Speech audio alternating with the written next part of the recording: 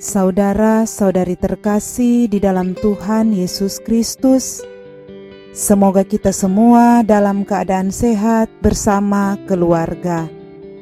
Saat ini marilah kita mendengarkan bacaan kitab suci dan renungan harian Jumat 14 Agustus tahun 2020. Bacaan pertama. Bacaan dari nubuat Yehezkiel. Tuhan bersabda kepadaku, "Hai anak manusia, beritahukanlah kepada Yerusalem perbuatan-perbuatannya yang keji. Katakanlah, beginilah sabda Tuhan Allah kepada Yerusalem. Engkau berasal dan lahir dari tanah Kanaan. Ayahmu orang Amori, ibumu orang Het. Kelahiranmu begini. Waktu engkau dilahirkan, pusarmu tidak dipotong. Engkau tidak dibasuh dengan air supaya bersih, juga tidak digosok dengan garam atau dibedung dengan kain lampin. Tidak seorang pun merasa sayang kepadamu. Tak seorang pun melakukan hal-hal itu kepadamu terdorong rasa belas kasihan. Malahan engkau dibuang ke ladang, karena orang memandang engkau hina pada hari lahirmu. Aku lewat di situ dan melihat engkau menendang-nendang dengan kakimu sambil berlumuran darah. Dan aku berkata kepadamu, dalam keadaan berlumuran darah itu, engkau harus hidup dan menjadi besar seperti tumbuh-tumbuhan di ladang. Engkau menjadi besar dan sudah cukup umur, bahkan sudah sampai pada masa mudamu. Buah dadamu sudah montok, rambutmu sudah tumbuh, tetapi engkau dalam keadaan telanjang bulat. Ketika aku lewat di situ, aku melihat engkau. Sungguh, engkau sudah sampai pada masa cinta berahi. Aku menghamparkan kainku kepadamu dan menutupi tubuhmu. Dengan sumpah aku mengadakan perjanjian dengan dikau. Demikianlah sabda Tuhan Allah, dan demikian engkau menjadi kepunyaanku. Aku membasuh engkau dengan air untuk membersihkan darahmu, dan aku mengurapi engkau dengan minyak. Aku mengenakan pakaian berwarna-warni kepadamu, dan memberi engkau sandal dari kulit lumba-lumba, dan tutup kepala dari lenan halus serta selendang sutra. Aku menghiasi engkau dengan hiasan dan mengenakan gelang pada tanganmu, dan kalung pada lehermu. Dan aku mengenakan anting-anting pada hidung dan pada telingamu, serta mahkota kemuliaan di atas kepalamu. Dengan demikian, engkau menghias dirimu dengan emas dan perak, pakaianmu lenan halus dan sutra serta kain berwarna-warni. Makananmu tepung yang terbaik, madu dan minyak. Dan engkau menjadi sangat cantik, sehingga layak menjadi ratu.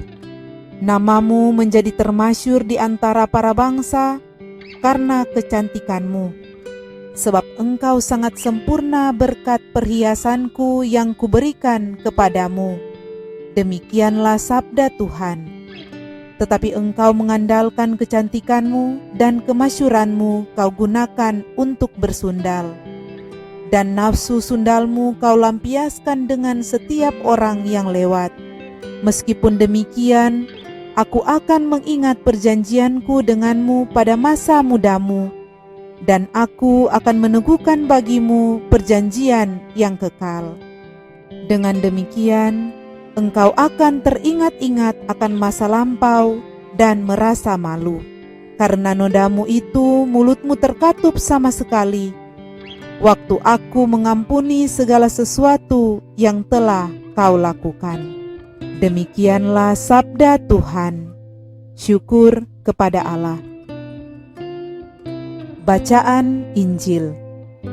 Inilah Injil Yesus Kristus menurut Matius. Dimuliakanlah Tuhan. Pada suatu hari, datanglah orang-orang Farisi kepada Yesus untuk mencobai Dia. Mereka bertanya, Apakah diperbolehkan orang menceraikan istrinya dengan alasan apa saja? Yesus menjawab, "Tidakkah kalian baca bahwa Ia yang menciptakan manusia sejak semula menjadikan mereka pria dan wanita? Dan Ia bersabda, 'Sebab itu pria akan meninggalkan ayah dan ibunya dan bersatu dengan istrinya, sehingga keduanya itu menjadi satu daging.' Demikianlah mereka itu bukan lagi dua, melainkan satu.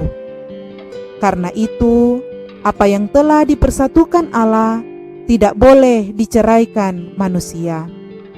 Kata mereka kepada Yesus, "Jika demikian, mengapa Musa memerintahkan untuk memberi surat cerai jika orang menceraikan istrinya?" Kata Yesus kepada mereka, "Karena ketegaran hatimu Musa mengizinkan kalian menceraikan istrimu, tetapi sejak semula tidaklah demikian. Tetapi aku berkata kepadamu, barang siapa menceraikan istrinya kecuali karena zina, lalu kawin dengan wanita lain, ia berbuat zina." Maka murid-murid berkata kepada Yesus, "Jika demikian halnya, hubungan antara suami dan istri lebih baik jangan kawin." Akan tetapi Yesus berkata kepada mereka, "Tidak semua orang dapat mengerti perkataan ini, hanya mereka yang dikaruniai saja. Ada orang yang tidak dapat kawin karena ia memang lahir demikian dari rahim ibunya. Dan ada orang yang dijadikan demikian oleh orang lain. Dan ada orang yang membuat dirinya demikian karena kemauannya sendiri demi kerajaan surga. Siapa yang dapat mengerti, hendaklah ia mengerti." Demikianlah Injil Tuhan. Terpujilah Kristus. Saudara-saudari terkasih, renungan kita di saat ini diberi judul Makna Perkawinan. Berbicara tentang masalah rumah tangga adalah masalah yang indah untuk dibicarakan, namun kadangkala juga menjadi masalah yang rumit untuk dipecahkan. Ada banyak rumah tangga yang sebenarnya dirancangkan Tuhan untuk menerima kebahagiaan dalam hidup ini. Kita ingat, pertama kali rancangan rumah tangga disampaikan oleh Allah dengan sebuah kenyataan bahwa tidak baik kalau manusia itu seorang diri saja. Ini berarti rumah tangga yang diciptakan oleh Allah untuk manusia agar menjadikan segala sesuatu menjadi lebih baik. Namun kemudian apa yang terjadi? Rumah tangga tidak menjadikan segala sesuatu menjadi lebih baik. Itulah sebabnya ada banyak orang yang mengakhiri rumah tangganya dengan perceraian. Sementara Tuhan Yesus dengan tegas mengatakan bahwa Allah benci terhadap perceraian. Tuhan Yesus dalam Injil hari ini memberi pengajaran bahwa apa yang dipersatukan Allah janganlah diceraikan manusia. Ketika orang-orang Farisi datang kepada Yesus untuk mencobai Dia, mereka bertanya, apakah diperbolehkan orang menceraikan istrinya dengan alasan apa saja? Tuhan Yesus kemudian menjawab, "Tidakkah kalian baca bahwa Ia yang menciptakan manusia sejak semula menjadikan mereka pria dan wanita?" Kemudian Ia bersabda lagi, "Sebab itu, pria akan meninggalkan ayah dan ibunya dan bersatu dengan istrinya, sehingga keduanya itu menjadi satu daging, dan demikian mereka itu bukan lagi dua, melainkan satu. Karena itu, apa yang dipersatukan Allah tidak boleh diceraikan manusia." Saudara-saudari terkasih, dalam sabda Tuhan Yesus hari ini mau mengajarkan bahwa perkawinan adalah persekutuan dua orang, yaitu laki-laki dan perempuan yang menjadi satu daging. Mereka harus meninggalkan orang tua, rumah dan keluarga, dan membentuk suatu persekutuan baru.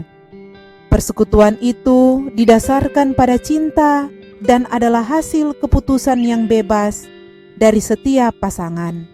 Ini berarti bahwa yang utama adalah kasih, kelembutan, dan kerelaan hati untuk saling menerima, saling berkorban, dan saling melengkapi demi kebahagiaan bersama. Ketika perkawinan dilandaskan pada kedalaman diri dan hati untuk saling mencintai, maka tidak ada ruang untuk perceraian. Tidak mengherankan dalam Injil hari ini, Tuhan Yesus mencela kengototan orang Farisi untuk mengizinkan perceraian, karena sikap seperti itu mengaburkan makna persatuan dalam perkawinan. Saudara-saudari terkasih, tidak jarang kesulitan dalam perkawinan muncul karena orang kurang memahami dengan benar makna perkawinan itu. Sebagai orang Kristen, kita punya tugas untuk mengupayakan selalu pemahaman yang benar tentang makna perkawinan. Mari mulai belajar untuk memahami satu sama lain, belajar saling menerima, saling berkorban, saling melengkapi satu sama lain. Karena perkawinan adalah sebuah persekutuan hidup berdasarkan cinta dan keputusan pribadi, dan bukan keputusan orang lain. Tentu ini tidaklah selalu mudah, namun percayalah, jika Allah yang menyatukan, Ia pun akan selalu menolong dan memampukan kita dalam menjalani perkawinan. Saudara-saudari terkasih, pada hari ini, sebagai umat Katolik, kita merayakan pesta Santo Maximilianus Maria Kolbe, yang adalah seorang imam dan martir. Sejak masih frater, Maximilianus telah dikenal sebagai seorang yang saleh. Ia bahkan menunjukkan devosi yang amat besar terhadap Bunda Maria dan mengamalkannya dalam usaha kerasulannya dengan mendirikan perkumpulan untuk memajukan kebaktian kepada Bunda Maria yang dikandung tanpa noda. Pada tahun 1918, ia ditabiskan menjadi seorang imam dan kemudian kembali ke Polandia untuk berkarya di sana. Maximilianus mendirikan beberapa biara di Polandia, Jepang, dan India. Itulah karya-karya yang dilakukan oleh Santo Maximilianus Maria Kolbe. Apakah yang dapat kita pelajari dari karya hidup Santo Maximilianus? Seperti kepercayaan orang kebanyakan, bahwa semakin kuat dan semakin besar iman seseorang, semakin berat juga cobaan yang harus dialami. Demi memurnikan imannya dan mempertinggi kesuciannya, hal inilah yang juga menjadi pengalaman dari orang kudus ini. Maximilianus menjadi salah satu tahanan tentara Jerman ketika mereka menduduki Polandia. Namun secara diam-diam, Santo Maximilianus malah menjalankan tugasnya sebagai seorang imam di tengah-tengah para tahanan yang ada di situ. Penyakit TBC yang dideritanya ikut memperparah kesehatannya. Walaupun demikian, Santo Maximilianus tetap bertahan di kem tahanan dan menjadi korban terakhir yang meninggal setelah disuntik dengan suntikan racun. Saudara-saudari terkasih, walaupun Santo Maximilianus mengalami banyak tantangan dan cobaan, namun ia tetap bertahan pada imannya dan tetap menjalankan tugas imamnya di tengah-tengah kesulitan yang dia hadapi.